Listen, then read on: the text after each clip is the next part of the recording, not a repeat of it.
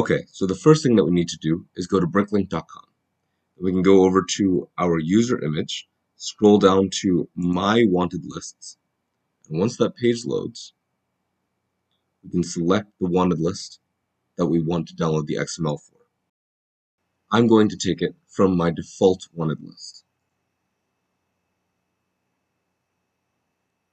From there, we go and click the download button, and it will ask us to save.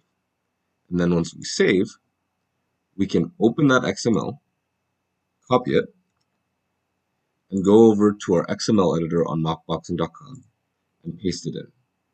Then we click submit, and the parts list will load in an editable format. From there, we can delete rows, change part colors, and duplicate rows, and make a bunch of other edits until we're satisfied with the XML. Then we can just go down and click to download the XML, and then buy it either from MOCBoxing or another source. Thanks for watching.